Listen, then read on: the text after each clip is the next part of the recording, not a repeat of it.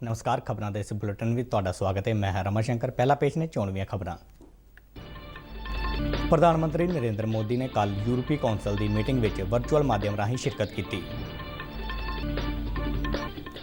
यूरोपी union ने भारत वालों vaccine उत्पादन और दुनिया भर में इसकी वंड लई कीते यत्नां की शलाघा की।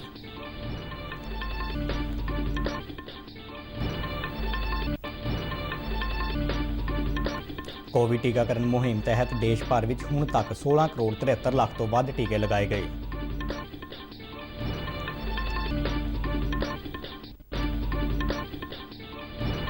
भारतीय ड्रग कंट्रोलर जनरल ने DRDO वालों विकसित की कोविड रोकू दवाई की एमरजेंसी वरतों नूं प्रवानगी दी।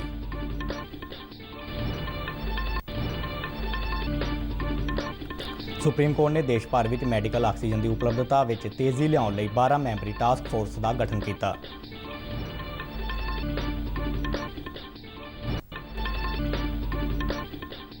पंजाब में रेमडेसिविर टीके सने जरूरी दवाइयां की कालाबाजारी नूं रोकण लई खुराक ते ड्रग प्रबंधन विभाग ने निगरानी केंद्र स्थापित किया।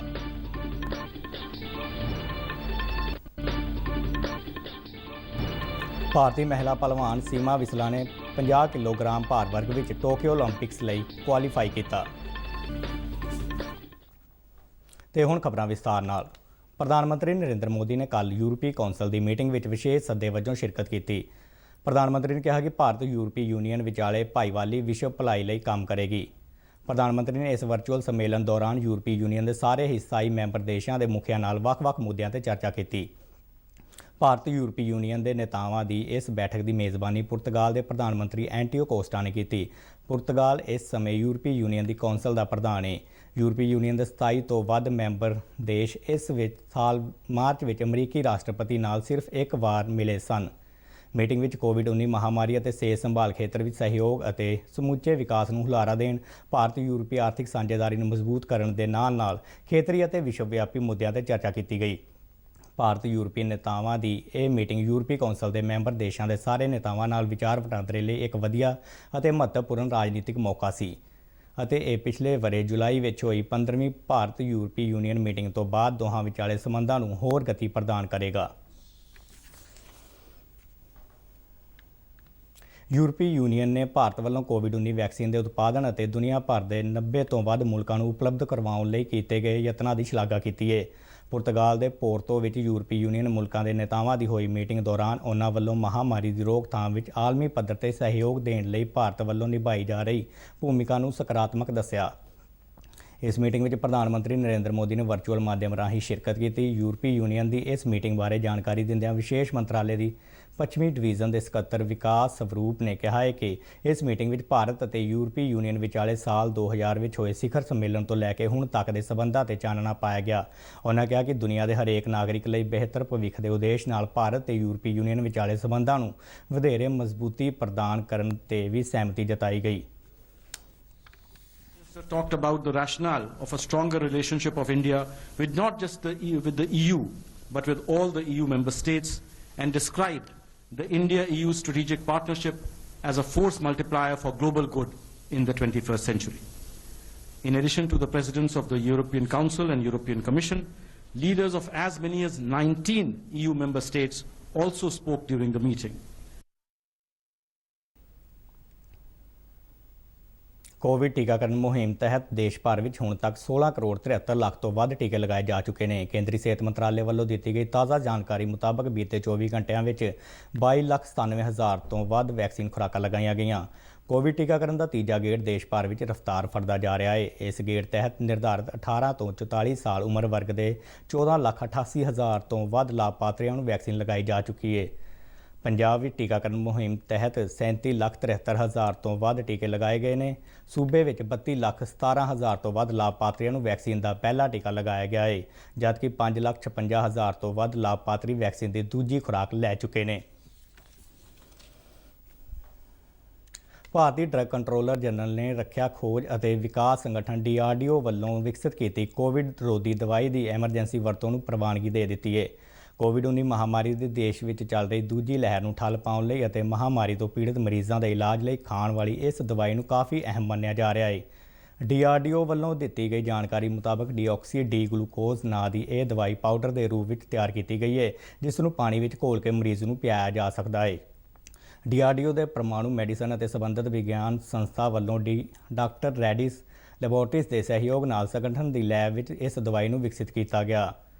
ਇਸ ਦਵਾਈ ਦੇ ਕੀਤੇ ਗਏ ਟਰਾਇਲਾਂ ਵਿੱਚ ਦਵਾਈ ਲੈਣ ਵਾਲੇ ਕੋਵਿਡ ਮਰੀਜ਼ਾਂ ਦੇ ਸਿਹਤਯਾਬ ਹੋਣ ਦੀ ਰਫ਼ਤਾਰ ਤੇਜ਼ ਹੋਈ ਹੈ ਅਤੇ ਨਾਲ ਹੀ ਉਹਨਾਂ ਦੀ ਆਕਸੀਜਨ ਤੇ ਨਿਰਭਰਤਾ ਕਾਫੀ ਹੱਦ ਤੱਕ ਘੱਟ ਮਾਪੀ ਗਈ ਹੈ। DRDO ਨੇ ਕਿਹਾ ਹੈ ਕਿ ਗਲੂਕੋਜ਼ ਦੇ ਜੈਨਰਿਕ ਮੋਲੀਕਿਊਲ ਅਤੇ ਐਨਾਲੋਗ ਵਿਸ਼ੇਸ਼ਤਾ ਕਰਕੇ ਇਸ ਨੂੰ ਆਸਾਨੀ ਨਾਲ ਬਣਾਇਆ ਜਾ ਸਕਦਾ ਹੈ ਅਤੇ ਦੇਸ਼ ਭਰ ਵਿੱਚ ਇਸ ਦੀ ਉਪਲਬਧਤਾ ਨੂੰ ਯਕੀਨੀ ਬਣਾਇਆ ਜਾਣਾ ਸੌਖਾ ਹੋ ਸਕਦਾ ਹੈ। DRDO ਮੁਤਾਬਕ ਇਹ ਦਵਾਈ ਵਾਇਰਸ ਦੇ ਸੈੱਲਾਂ ਨੂੰ ਪ੍ਰਭਾਵਿਤ ਕਰਦੀ ਹੈ ਅਤੇ ਉਹਨਾਂ ਨੂੰ ਵਧਣ ਤੋਂ ਰੋਕਦੀ ਹੈ। ਡਰੱਗ ਕੰਟਰੋਲਰ ਜਨਰਲ ਵੱਲੋਂ ਬੀਤੇ ਵਰ੍ਹੇ ਨਵੰਬਰ ਮਹੀਨੇ ਵਿੱਚ ਇਸ ਦਵਾਈ ਦੇ ਤੀਜੇ ਗੇੜ ਦੇ ਕਲੀਨਿਕਲ ਟਰਾਇਲਾਂ ਵਿੱਚ ਸਫਲਤਾ ਹਾਸਲ ਹੋਣ ਮਗਰੋਂ ਐਮਰਜੈਂਸੀ ਵਰਤੋਂ ਲਈ ਮਨਜ਼ੂਰੀ ਦਿੱਤੀ ਗਈ ਹੈ। ਤੀਜੇ ਗੇੜ ਦੇ ਟਰਾਇਲਾਂ ਲਈ ਵੱਖ-ਵੱਖ ਸੂਬਿਆਂ ਦੇ 220 ਮਰੀਜ਼ਾਂ ਤੇ ਇਸ ਦਵਾਈ ਦੇ ਸਫਲਤਾਪੂਰਵਕ ਟਰਾਇਲ ਕੀਤੇ ਗਏ ਅਤੇ DRDO ਵੱਲੋਂ ਇਹਨਾਂ ਟਰਾਇਲਾਂ ਦਾ ਵਿਸਥਾਰਤ ਵੇਰਵਾ ਡਰੱਗ ਕੰਟਰੋਲਰ ਜਨਰਲ ਦਫ਼ਤਰ ਕੋਲ ਜਮ੍ਹਾਂ ਕਰਵਾਇਆ ਗਿਆ। ਪ੍ਰਧਾਨ ਮੰਤਰੀ ਨਰਿੰਦਰ ਮੋਦੀ ਵੱਲੋਂ ਮਹਾਮਾਰੀ ਖਿਲਾਫ ਵਿੱਢੀ ਜੰਗ ਵਿੱਚ ਹਿੱਸੇਦਾਰੀ ਪਾਉਣ ਦੇ ਸੱਦੇ ਦੇ ਤਹਿਤ DRDO ਵੱਲੋਂ ਇਹ ਕਦਮ ਚੁੱਕਿਆ ਗਿਆ ਹੈ। ਦੇਸ਼ ਭਰ ਵਿੱਚ ਮੈਡੀਕਲ ਆਕਸੀਜਨ ਦੀ ਉਪਲਬਧਤਾ ਅਤੇ ਵੰਡ ਨੂੰ ਰਫ਼ਤਾਰ ਦੇਣ ਲਈ ਸੁਪਰੀਮ ਕੋਰਟ ਵੱਲੋਂ 12 ਮੈਂਬਰੀ ਕੌਮੀ ਟਾਸਕ ਫੋਰਸ ਦਾ ਗਠਨ ਕੀਤਾ ਗਿਆ ਹੈ। ਜਸਟਿਸ DY ਚੰਦਰਚੂੜ ਅਤੇ ਜਸਟਿਸ MR ਸ਼ਾਹ ਤੇ ਆਧਾਰਿਤ ਬੈਂਚ ਵੱਲੋਂ ਵਿਗਿਆਨਕ ਤਰਕ ਅਤੇ ਬਰਾਬਰੀ ਦੇ ਆਧਾਰ ਤੇ ਦੇਸ਼ ਭਰ ਵਿੱਚ ਆਕਸੀਜਨ ਦੀ ਉਪਲਬਧਤਾ ਨੂੰ ਯਕੀਨੀ ਬਣਾਉਣ ਲਈ ਕੌਮੀ ਟਾਸਕ ਫੋਰਸ ਬਣਾਈ ਗਈ ਹੈ। ਇਹ ਟਾਸਕ ਫੋਰਸ ਕੋਵਿਡ ਦੇ ਮਰੀਜ਼ਾਂ ਦੇ ਇਲਾਜ ਲਈ ਜ਼ਰੂਰੀ ਦਵਾਈਆਂ ਦੀ ਉਪਲਬਧਤਾ ਨੂੰ ਯਕੀਨੀ ਬਣਾਉਣ ਲਈ ਵੀ ਉਪਾਵਾਂ ਸੰਬੰਧੀ ਸੁਝਾਅ ਦੇਵੇਗੀ। ਸੁਪਰੀਮ ਕੋਰਟ ਵੱਲੋਂ ਗਠਿਤ ਕੀਤੀ ਗਈ ਟਾਸਕ ਫੋਰਸ ਵਿੱਚ ਦੇਸ਼ ਭਰ ਵਿੱਚੋਂ ਮੰਨੇ ਪ੍ਰਮੰਨੇ ਮਾਹਰਾਂ ਅਤੇ ਹਿੱਤਧਾਰਕਾਂ ਨੂੰ ਸ਼ਾਮਲ ਕੀਤਾ ਗਿਆ ਹੈ। ਪੰਜਾਬ ਦੇ ਮੁੱਖ ਮੰਤਰੀ ਕੈਪਟਨ ਅਮਰਿੰਦਰ ਸਿੰਘ ਨੇ ਸੂਬੇ ਵਿੱਚ ਕੋਵਿਡ ਦੇ ਮਾਮਲਿਆਂ ਵਿੱਚ ਹੋ ਰਹੇ ਤੇਜ਼ ਵਾਧੇ ਦੇ ਮੱਦੇਨਜ਼ਰ ਸੂਬੇ ਦੇ ਡਿਪਟੀ ਕਮਿਸ਼ਨਰਾਂ ਨੂੰ ਆਪਣੇ ਜ਼ਿਲ੍ਹਿਆਂ ਵਿੱਚ ਲੋੜ ਪੈਣ ਤੇ ਕਿਸੇ ਵੀ ਤਰ੍ਹਾਂ ਦੀਆਂ ਨਵੀਆਂ ਅਤੇ ਸਖਤ ਪਾਬੰਦੀਆਂ ਲਗਾਉਣ ਲਈ ਅਧਿਕਾਰਤ ਕੀਤਾ ਹੈ। ਮੁੱਖ ਮੰਤਰੀ ਨੇ ਸਪਸ਼ਟ ਕੀਤਾ ਹੈ ਕਿ ਗੈਰ ਜ਼ਰੂਰੀ ਦੁਕਾਨਾਂ ਤੇ ਪ੍ਰਾਈਵੇਟ ਅਦਾਰਿਆਂ ਤੇ ਦਫ਼ਤਰਾਂ ਨੂੰ ਰੋਟੇਸ਼ਨ ਦੇ ਆਧਾਰ ਤੇ ਖੋਲ੍ਹੇ ਜਾਣ ਨੂੰ ਛੱਡ ਕੇ ਬਾਕੀ ਲਗਾਈਆਂ ਗਈਆਂ ਮੌਜੂਦਾ ਪਾਬੰਦੀਆਂ ਵਿੱਚ ਕਿਸੇ ਤਰ੍ਹਾਂ ਦੀ ਵੀ ਢਿੱਲ ਵਰਤਣ ਦੀ ਇਜਾਜ਼ਤ ਨਹੀਂ ਦਿੱਤੀ ਜਾਵੇਗੀ। ਮੁੱਖ ਮੰਤਰੀ ਨੇ DGP ਨੂੰ ਸੂਬੇ ਵਿੱਚ ਹਫ਼ਤਾਵਾਰੀ ਲਾਕਡਾਊਨ ਨੂੰ ਸਖਤੀ ਨਾਲ ਲਾਗੂ ਕਰਾਉਣ ਅਤੇ ਕਿਸਾਨ ਸੰਘਰਸ਼ ਮੋਰਚੇ ਵੱਲੋਂ ਲਾਕਡਾਊਨ ਵਿਰੋਧੀ ਪ੍ਰਦਰਸ਼ਨ ਦੇ ਮੱਦੇਨਜ਼ਰ ਕਿਸੇ ਵੀ ਤਰ੍ਹਾਂ ਦੀ ਉਲੰਘਣਾ ਹੋਣ ਉੱਤੇ ਸਖਤੀ ਨਾਲ ਨਜਿੱਠਣ ਦੀ ਹਦਾਇਤ ਦਿੱਤੀ ਹੈ। ਕੈਪਟਨ ਅਮਰਿੰਦਰ ਸਿੰਘ ਨੇ ਕਿਹਾ ਹੈ ਕਿ 32 ਕਿਸਾਨ ਜਥੇਬੰਦੀਆਂ ਤੇ ਆਧਾਰਿਤ ਕਿਸਾਨ ਮੋਰਚਾ ਸਰਕਾਰ ਉੱਪਰ ਸ਼ਰਤਾਂ ਨਹੀਂ ਠੋਕ ਸਕਦਾ। ਉਹਨਾਂ ਕੋਵਿਡ ਮਹਾਮਾਰੀ ਦੀ ਰੋਕਥਾਮ ਲਈ ਲਗਾਈਆਂ ਗਈਆਂ ਪਾਬੰਦੀਆਂ ਦੀ ਉਲੰਘਣਾ ਕਰਨ ਤੇ ਸਖਤ ਕਾਨੂੰਨੀ ਕਾਰਵਾਈ ਦੀ ਚੇਤਾਵਨੀ ਦਿੱਤੀ ਹੈ। ਮੁੱਖ ਮੰਤਰੀ ਨੇ ਕਿਹਾ ਕਿ ਪਾਬੰਦੀਆਂ ਦੀ ਉਲੰਘਣਾ ਕਰਕੇ ਦੁਕਾਨਾਂ ਖੋਲ੍ਹਣ ਵਾਲਿਆਂ ਉੱਪਰ ਕਾਨੂੰਨੀ ਕਾਰਵਾਈ ਕੀਤੀ ਜਾਵੇਗੀ। ਮੁੱਖ ਮੰਤਰੀ ਨੇ ਕੋਵਿਡ ਮਹਾਮਾਰੀ ਦੇ ਮੁੱਦੇ ਤੇ ਉੱਚ ਪੱਧਰੀ ਵਰਚੁਅਲ ਮੀਟਿੰਗ ਦੀ ਪ੍ਰਧਾਨਗੀ ਕਰਦਿਆਂ ਕਿਹਾ ਕਿ ਡਿਪਟੀ ਕਮਿਸ਼ਨਰ ਆਪਣੇ ਹਲਕਿਆਂ ਦੇ ਵਿਧਾਇਕਾਂ ਅਤੇ ਹੋਰ ਸੰਬੰਧਿਤ ਧਿਰਾਂ ਨੂੰ ਭਰੋਸੇ ਵਿੱਚ ਲੈਣ ਤੋਂ ਬਾਅਦ ਗੈਰ ਜ਼ਰੂਰੀ ਦੁਕਾਨਾਂ ਅਤੇ ਪ੍ਰਾਈਵੇਟ ਦਫ਼ਤਰਾਂ ਨੂੰ ਰੋਟੇਸ਼ਨ ਦੇ ਆਧਾਰ ਤੇ ਖੋਲ੍ਹਣ ਬਾਰੇ ਫੈਸਲਾ ਲੈ ਸਕਦੇ ਨੇ। ਪਰ ਸੂਬੇ ਦੇ ਰਾਜਮਾਰਗਾਂ ਤੇ ਬੱਸਾਂ ਅਤੇ ਲੋਕਾਂ ਦੀ ਆਵਾਜਾਈ ਤੇ ਅੰਤਰਰਾਜੀ ਆਵਾਜਾਈ ਬਾਰੇ ਕੋਈ ਪਾਬੰਦੀ ਨਹੀਂ ਲਗਾਈ ਜਾਵੇਗੀ। ਉਹਨਾਂ ਕਿਹਾ ਕਿ ਨਵੀਆਂ ਪਾਬੰਦੀਆਂ ਜਾਂ ਰੋਟੇਸ਼ਨ ਦੇ ਆਧਾਰ ਤੇ ਦੁਕਾਨਾਂ ਖੋਲ੍ਹਣ ਦੇ ਫੈਸਲੇ ਉੱਪਰ ਸੋਮਵਾਰ ਤੋਂ ਅਮਲ ਹੋਵੇਗਾ। ਪੰਜਾਬ ਦੇ ਸਿਹਤ ਮੰਤਰੀ ਬਲਬੀਰ ਸਿੰਘ ਸਿੱਧੂ ਵੱਲੋਂ ਦਿੱਤੀਆਂ ਗਈਆਂ ਹਦਾਇਤਾਂ ਤੇ ਖੁਰਾਕ ਤੇ ਡਰੱਗ ਪ੍ਰਬੰਧਨ ਵਿਭਾਗ ਨੇ ਸੂਬੇ ਵਿੱਚ ਦਵਾਈਆਂ ਦੀ ਕਾਲਾਬਾਜ਼ਾਰੀ ਨੂੰ ਰੋਕਣ ਲਈ ਨਿਗਰਾਨੀ ਕੇਂਦਰ ਸਥਾਪਿਤ ਕੀਤਾ ਹੈ। FDA ਦੇ ਮੁੱਖ ਦਫ਼ਤਰ ਵਿਖੇ ਸਥਾਪਿਤ ਕੀਤੇ ਗਏ ਇਸ ਨਿਗਰਾਨੀ ਕੇਂਦਰ ਵਿੱਚ ਰੈਮਡੇਸਿਵਰ ਸਣੇ ਹੋਰਨਾਂ ਲੋੜੀਂਦੀਆਂ ਦਵਾਈਆਂ ਅਤੇ ਮੈਡੀਕਲ ਉਪਕਰਨਾਂ ਦੀ ਖਰੀਦੋ ਫਰੋਖਤ ਤੇ ਨਿਗਰਾਨੀ ਰੱਖੀ ਜਾਵੇਗੀ। ਇਸ ਸੰਬੰਧੀ ਸਿਹਤ ਮੰਤਰੀ ਬਲਬੀਰ ਸਿੰਘ ਸਿੱਧੂ ਨੇ ਦੱਸਿਆ ਕਿ ਸੂਬਾ ਸਰਕਾਰ ਸਰਕਾਰੀ ਅਤੇ ਪ੍ਰਾਈਵੇਟ ਹਸਪਤਾਲਾਂ ਵਿੱਚ ਰੈਮਡੇਸਿਵਰ ਟੀਕੇ ਦੀ ਸਪਲਾਈ ਅਤੇ ਵੰਡ ਨੂੰ ਯਕੀਨੀ ਬਣਾਉਣ ਲਈ ਯਤਨ ਕਰ ਰਹੀ ਹੈ। ਉਹਨਾਂ ਲੋਕਾਂ ਨੂੰ ਅਪੀਲ ਕੀਤੀ ਹੈ ਕਿ ਰੈਮਡੇਸਿਵਰ ਟੀਕੇ ਨੂੰ ਖਰੀਦਣ ਲਈ ਘਬਰਾਉਣ ਦੀ ਲੋੜ ਨਹੀਂ। ਉਹਨਾਂ ਕਿਹਾ ਕਿ ਸਿਹਤ ਵਿਭਾਗ ਕੋਲ ਲੋੜੀਂਦੀ ਮਾਤਰਾ ਵਿੱਚ ਰੈਮਡੇਸਿਵਰ ਟੀਕਾ ਉਪਲਬਧ ਹੈ। ਮੌਜੂਦਾ ਸਮੇਂ ਵਿੱਚ ਦਵਾਈਆਂ ਦੀ ਕਾਲਾਬਾਜ਼ਾਰੀ ਤੇ ਚਿੰਤਾ ਜ਼ਾਹਰ ਕਰਦਿਆਂ ਸਿੱਧੂ ਨੇ ਕਿਹਾ ਕਿ ਜੇਕਰ ਕੋਈ ਦਵਾਈਆਂ ਦਾ ਥੋਕ ਕਾਰੋਬਾਰੀ, ਡਿਸਟ੍ਰੀਬਿਊਟਰ ਜਾਂ ਰਿਟੇਲਰ ਇਸ ਵਿੱਚ ਸ਼ਾਮਲ ਪਾਇਆ ਜਾਂਦਾ ਹੈ ਤਾਂ ਉਹਨਾਂ ਖਿਲਾਫ ਕਰੜੀ ਕਾਰਵਾਈ ਕੀਤੀ ਜਾਵੇਗੀ। ਪੰਜਾਬ ਵਿੱਚ ਕੋਰੋਨਾ ਦੇ ਫੈਲਾਅ ਨੂੰ ਰੋਕਣ ਲਈ ਸਿਵਲ ਅਤੇ ਪੁਲਿਸ ਪ੍ਰਸ਼ਾਸਨ ਵੱਲੋਂ ਸਖਤੀ ਕੀਤੀ ਜਾ ਰਹੀ ਹੈ। ਲੋਕਾਂ ਨੂੰ ਮਾਸਕ ਅਤੇ ਜ਼ਰੂਰੀ ਹਦਾਇਤਾਂ ਦੀ ਪਾਲਣਾ ਯਕੀਨੀ ਬਣਾਉਣ ਲਈ ਮੋਗਾ ਜ਼ਿਲ੍ਹਾ ਪ੍ਰਸ਼ਾਸਨ ਅਤੇ ਪੁਲਿਸ ਵੱਲੋਂ ਕਰਫਿਊ ਦੌਰਾਨ ਬੇਵਜ੍ਹਾ ਬਾਹਰ ਘੁੰਮਣ ਵਾਲੇ ਲੋਕਾਂ ਨੂੰ ਰੋਕਣ ਲਈ ਨਵਾਂ ਤਰੀਕਾ ਅਪਣਾਇਆ ਗਿਆ ਹੈ। ਜ਼ਿਲ੍ਹੇ ਵਿੱਚ ਰੋਜ਼ਾਨਾ ਸ਼ਾਮ 6 ਵਜੇ ਤੋਂ ਸਵੇਰੇ 5 ਵਜੇ ਤੱਕ ਹਫ਼ਤਾਵਾਰੀ ਕਰਫਿਊ ਦੌਰਾਨ ਕਰਫਿਊ ਨਿਯਮਾਂ ਨੂੰ ਤੋੜਨ ਵਾਲੇ ਲੋਕਾਂ ਨੂੰ GT ਰੋਡ ਸਥਿਤ ਗੋਦੇਵਾਲਾ ਸਟੇਡੀਅਮ ਲਿਜਾਇਆ ਜਾਂਦਾ ਹੈ, ਜਿਸ ਨੂੰ ਜ਼ਿਲ੍ਹਾ ਮੈਜਿਸਟ੍ਰੇਟ ਨੇ ਓਪਨ ਜੇਲ੍ਹ ਦੇ ਰੂਪ ਵਿੱਚ ਵਰਤੇ ਜਾਣ ਦੇ ਹੁਕਮ ਜਾਰੀ ਕੀਤੇ ਨੇ। ਅਜਿਹੇ ਵਿੱਚ ਜਿਹੜਾ ਵੀ ਵਿਅਕਤੀ ਕਰਫਿਊ ਦੀ ਉਲੰਘਣਾ ਕਰਦਾ ਪਾਇਆ ਜਾਂਦਾ ਹੈ ਉਸ ਨੂੰ ਇਸ ਓਪਨ ਜੇਲ੍ਹ ਵਿੱਚ ਬੰਦ ਕਰ ਦਿੱਤਾ ਜਾਂਦਾ ਹੈ। ਇਸ ਤੋਂ ਇਲਾਵਾ ਮੋਗਾ ਦੇ ਮੁੱਖ ਚੌਂਕ ਵਿੱਚ ਮਾਸਕ ਤੋਂ ਬਿਨਾਂ ਘੁੰਮਣ ਵਾਲੇ ਲੋਕਾਂ ਤੇ ਤੁਰੰਤ ਸੈਂਪਲ ਲੈ ਕੇ ਕੋਵਿਡ ਟੈਸਟ ਕੀਤੇ ਜਾਂਦੇ ਨੇ ਅਤੇ ਪੋਜ਼ਿਟਿਵ ਆਉਣ ਵਾਲੇ ਲੋਕਾਂ ਨੂੰ ਉਹਨਾਂ ਦੇ ਘਰਾਂ ਵਿੱਚ ਹੀ ਇਕਾਂਤਵਾਸ ਕੀਤਾ ਜਾ ਰਿਹਾ ਹੈ। ਰਿਪੋਰਟ ਆਉਣ ਤੱਕ ਲੋਕਾਂ ਨੂੰ ਇਸੇ ਓਪਨ ਜੇਲ੍ਹ ਵਿੱਚ ਰੱਖਿਆ ਜਾਂਦਾ ਹੈ। ਵਿਲੱਖਣ ਗੱਲ ਇਹ ਹੈ ਕਿ ਇਹਨਾਂ ਲੋਕਾਂ ਨੂੰ ਤੰਦਰੁਸਤ ਅਤੇ ਰੋਗ ਵਿਰੁੱਧ ਲੜਨ ਦੀ ਤਾਕਤ ਵਧਾਉਣ ਲਈ ਯੋਗਾ ਕਰਵਾਇਆ ਜਾ ਰਿਹਾ ਹੈ ਅਤੇ ਉਹਨਾਂ ਨੂੰ ਬਕਾਇਦਾ ਨਿਯਮਾਂ ਦੀ ਪਾਲਣਾ ਵਾਸਤੇ ਪਾਠ ਪੜ੍ਹਾਇਆ ਜਾਂਦਾ ਹੈ। ਡੀਐਸਪੀ ਸਿਟੀ ਬਰਜਿੰਦਰ ਸਿੰਘ ਭੁੱਲਰ ਨੇ ਕਿਹਾ ਕਿ ਪ੍ਰੋਟੋਕੋਲ ਅਤੇ ਬੰਦਿਸ਼ਾਂ ਦੀ ਪੂਰੀ ਤਰ੍ਹਾਂ ਪਾਲਣਾ ਨਾਲ ਕਰੋਨਾ ਮਹਾਮਾਰੀ ਦੇ ਫੈਲਾਅ ਨੂੰ ਕਾਬੂ ਹੇਠ ਰੱਖਣ ਵਿੱਚ ਮਦਦ ਮਿਲੇਗੀ। ਉਹਨਾਂ ਕਿਹਾ ਕਿ ਲੋਕਡਾਊਨ ਪਾਬੰਦੀਆਂ ਅਤੇ ਕਰਫਿਊ ਦੇ ਮਾਮਲੇ ਵਿੱਚ FIR ਦਰਜ ਕਰਨ, ਵਾਹਨਾਂ ਨੂੰ ਜ਼ਬਤ ਕਰਨ ਅਤੇ ਚਲਾਨ ਕੱਟੇ ਜਾਣ ਤੋਂ ਵੀ ਗੁਰੇਜ਼ ਨਹੀਂ ਕੀਤਾ ਜਾਵੇਗਾ। ਹਾੜੀ ਦੇ ਚਾਲੂ ਖਰੀਦ ਸੀਜ਼ਨ ਦੌਰਾਨ ਕੇਂਦਰ ਸਰਕਾਰ ਵੱਲੋਂ ਪਿਛਲੇ ਵਰੇ ਇਸੇ ਮਿਆਦ ਦੇ ਮੁਕਾਬਲੇ ਕਣਕ ਦੀ 49% ਵਧੇਰੇ ਖਰੀਦ ਕੀਤੀ ਗਈ ਹੈ। ਕੇਂਦਰ ਵੱਲੋਂ ਹੁਣ ਤੱਕ 323 ਲੱਖ ਮੀਟ੍ਰਿਕ ਟਨ ਕਣਕ ਖਰੀਦੀ ਜਾ ਚੁੱਕੀ ਹੈ, ਜਦਕਿ ਪਿਛਲੇ ਵਰੇ ਇਸੇ ਮਿਆਦ ਦੌਰਾਨ 216 ਲੱਖ ਮੀਟ੍ਰਿਕ ਟਨ ਕਣਕ ਖਰੀਦੀ ਗਈ ਸੀ। ਇਸ ਖਰੀਦ ਸੀਜ਼ਨ ਦੌਰਾਨ ਹੁਣ ਤੱਕ 32 ਲੱਖ 21 ਹਜ਼ਾਰ ਕਿਸਾਨਾਂ ਨੂੰ ਘੱਟੋ ਘੱਟ ਸਮਰਥਨ ਮੁੱਲ ਤਹਿਤ 63,924 ਕਰੋੜ ਰੁਪਏ ਦੀ ਅਦਾਇਗੀ ਕੀਤੀ ਜਾ ਚੁੱਕੀ ਹੈ। ਪੰਜਾਬ ਦੀਆਂ ਵੱਖ-ਵੱਖ ਮੰਡੀਆਂ ਵਿੱਚ ਕਣਕ ਦੀ ਆਮਦ ਜਾਰੀ ਹੈ। ਇਸ ਵਾਰ ਕਿਸਾਨ ਪਹਿਲੀ ਵਾਰ ਆਪਣੀ ਜਿੰਸ ਦੀ ਅਦਾਇਗੀ ਖਾਤਿਆਂ ਵਿੱਚ ਪ੍ਰਾਪਤ ਕਰਕੇ ਕਾਫੀ ਖੁਸ਼ ਨੇ। ਕਿਸਾਨਾਂ ਨੂੰ ਆਪਣੀ ਫਸਲ ਵੇਚਣ ਮਗਰੋਂ 1-2 ਦਿਨਾਂ ਦੇ ਅੰਦਰ ਹੀ ਸਿੱਧਾ ਲਾਭ ਤਬਾਦਲਾ ਪ੍ਰਣਾਲੀ ਰਾਹੀਂ ਅਦਾਇਗੀ ਪ੍ਰਾਪਤ ਹੋ ਜਾਂਦੀ ਹੈ।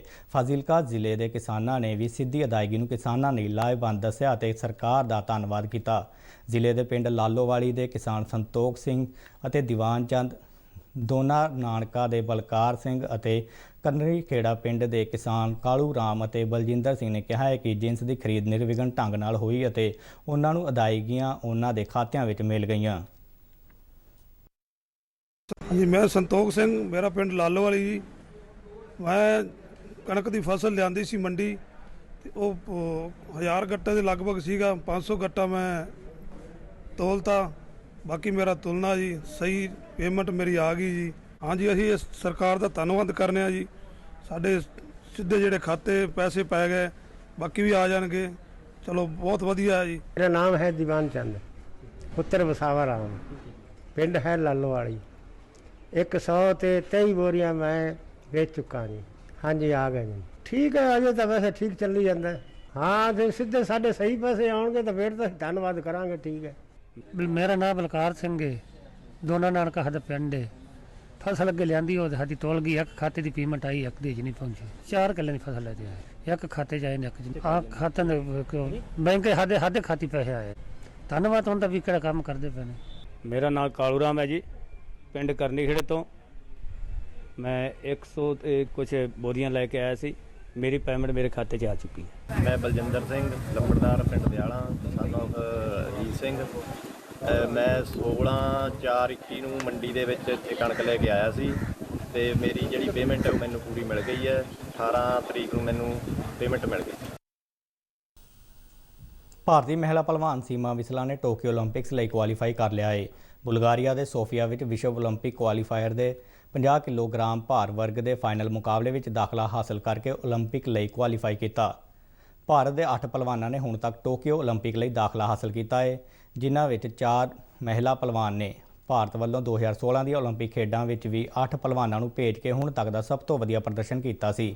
ਟੋਕੀਓ ਓਲੰਪਿਕਸ ਲਈ ਪੁਰਸ਼ ਵਰਗ ਵਿੱਚ 57 ਕਿਲੋਗ੍ਰਾਮ ਭਾਰ ਵਰਗ ਲਈ ਰਵੀ ਕੁਮਾਰ ਦਈਆ, 125 ਕਿਲੋਗ੍ਰਾਮ ਭਾਰ ਵਰਗ ਲਈ ਸੁਮਿਤ ਮਲਿਕ, 65 ਕਿਲੋਗ੍ਰਾਮ ਭਾਰ ਵਰਗ ਵਿੱਚ ਬਜਰੰਗ ਪੂਨੀਆ ਅਤੇ 86 ਕਿਲੋਗ੍ਰਾਮ ਵਰਗ ਵਿੱਚ ਦੀਪਕ ਪੂਨੀਆ ਕੁਆਲੀਫਾਈ ਕਰ ਚੁੱਕੇ ਨੇ। ਮਹਿਲਾਵਾਂ ਦੇ 53 ਕਿਲੋਗ੍ਰਾਮ ਭਾਰ ਵਰਗ ਵਿੱਚ ਵਿਨੇਸ਼ ਫੋਗਾਟ, 57 ਕਿਲੋਗ੍ਰਾਮ ਭਾਰ ਵਰਗ ਵਿੱਚ ਅੰਸ਼ੂ ਮਲਿਕ ਅਤੇ 62 ਕਿਲੋਗ੍ਰਾਮ ਵਿੱਚ ਸੋਨਮ ਮਲਿਕ ਨੇ ਓਲੰਪਿਕ ਕੋਟਾ ਹਾਸਲ ਕੀਤਾ ਹੈ। ਡੀਡੀ ਪੰਜਾਬੀ ਦੇ ਖਬਰਾਂ ਦੇ ਬੁਲੇਟਿਨ ਸਾਡੇ ਦਰਸ਼ਕ YouTube channel RNU DDK Jalandhar ਤੇ ਵੀ ਦੇਖ ਸਕਦੇ ਨੇ ਅਤੇ ਇਹ ਬੁਲੇਟਿਨ RNU ਜਲੰਧਰ ਦੇ ਟਵਿੱਟਰ ਹੈਂਡਲ ਅਤੇ Facebook ਪੇਜ ਤੇ ਉਪਲਬਧ ਨੇ। ਤੇ ਇਸ ਦੇ ਨਾਲ ਹੀ ਖਬਰਾਂ ਦਾ ਇਹ ਬੁਲੇਟਿਨ ਖਤਮ ਹੋਇਆ। ਨਮਸਕਾਰ।